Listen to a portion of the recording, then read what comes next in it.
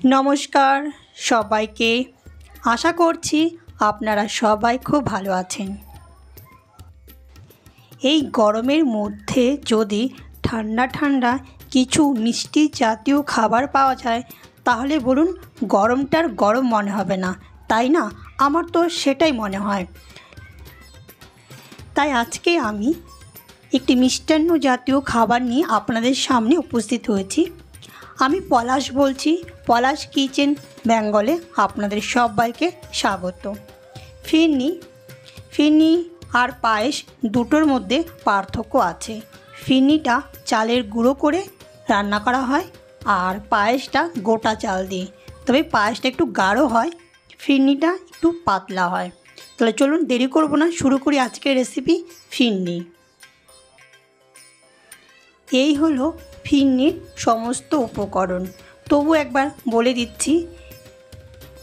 নিয়েছি গোবিন্দভোগের চাল, আপনারা চাইলে যে কোনো রেগুলার আতপ চাল দিয়ে করতে পারেন। নিয়েছি চিনি পাউডার, চিনিটাকে পাউডার করে নিতে পারেন। দুধ নিয়েছি, এখানে আমার 500 গ্রাম দুধ আছে, যেহেতু খুব অল্প চাল দিয়ে বানাবো তাই 500 গ্রাম দুধ নিয়েছি। কনডেন্স মিল্ক আছে, এটা আপনারা চাইলে ব্যবহারও করতে পারেন, না চাইলে নাও করতে পারেন, সেটা আপনাদের উপর নির্ভর করছে। এটা নিয়েছি এলাচ, নিয়েছি ঘি। এই সমস্ত জিনিস কটা দিয়ে আমি ফিরনিটাকে বানাবো।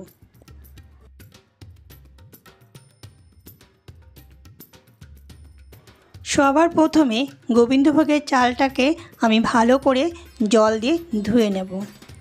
আমি এখানে গোবিন্দভোগ চালটাকে ব্যবহার করেছি কারণ গোবিন্দভোগের চালটার মধ্যে একটু সুন্দর সেন্টও থাকে আর খেতে বেশ ভালো লাগে।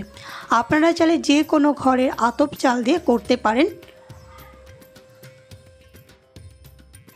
দেখতেই পাচ্ছেন এখানে চালের কোয়ান্টিটিটা খুব কম আছে, তবে আপনারা যখন বানাবেন আপনাদের বাড়ির মেম্বার দেখে আপনারা বানাবেন। তো আমার এখানে একার মতো বানানো হয়েছে, তো খুব কম পরিমাণে আমি চাল নিয়েছি।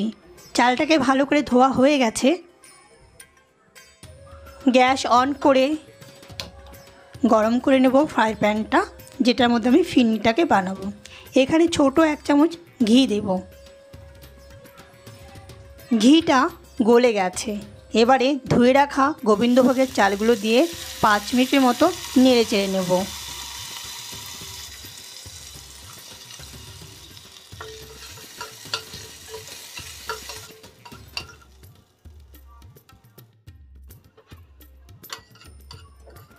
পাঁচ মিনিট হয়ে গেছে, গ্যাসটাকে বন্ধ করে দেব।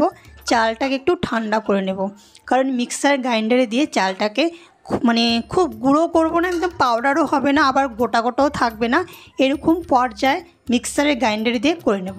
তো চালটা ঠান্ডা হয়েই গেছে, এবার গুঁড়ো করে নেব।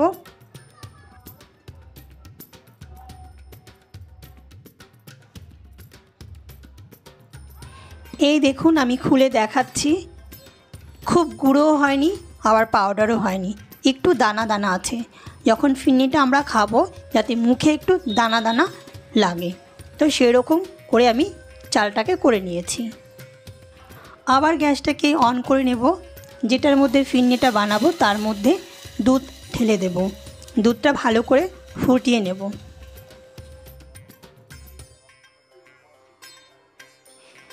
এখানে দুধটাকে একদম আমি শুকিয়ে নেব না, একদম গাঢ় করে নেব না, যেটা আমরা রেগুলার ঘরে দুধ গরম করি ঠিক সেরকম অবস্থায় রাখবো। যেহেতু ফিরনিটা খুব গাঢ় হয় না, আবার পাতলাও হবে না একদম জলের মতন, মিডিয়াম থাকবে।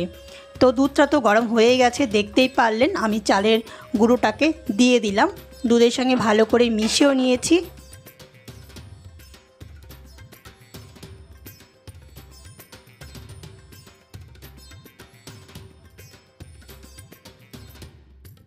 আমি আবারও বলছি, এখানে আমার দুধের কোয়ান্টিটি খুব কম এবং চালের গুঁড়োটা কিন্তু খুব কম। আপনারা যখন বাড়িতে বানাবেন আপনাদের বাড়ির ফ্যামিলি মেম্বার দেখে আপনারা সেই হিসেব করে বানাবেন।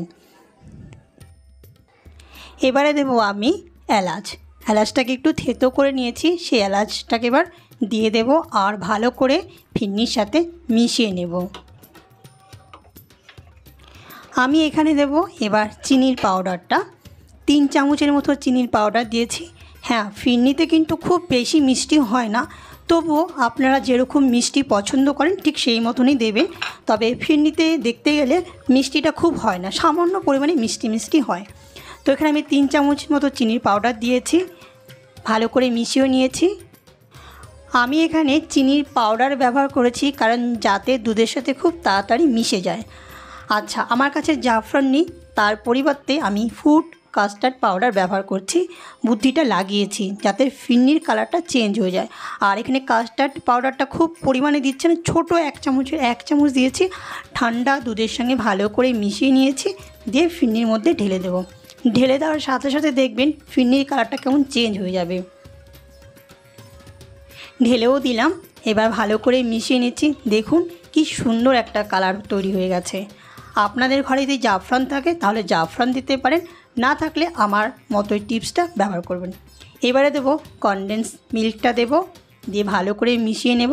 3 থেকে 4 মিনিটের মতো হতে সময় দেব, তারপরে গ্যাসটা বন্ধ করে দেব। রেডি হয়ে যাবে আমার ফিরনি। যদি ঘরে কনডেন্স মিল্ক না থাকে তাহলেও কোনো ব্যাপার না, আমি দিয়েছি টেস্টটা বাড়ানোর জন্য। আপনারা চাইলে দিতেও পারেন, না চাইলে স্কিপ করতে পারেন। তো আর 3 থেকে 4 মিনিট করব, এবার গ্যাসটাকে বন্ধ করে দেব।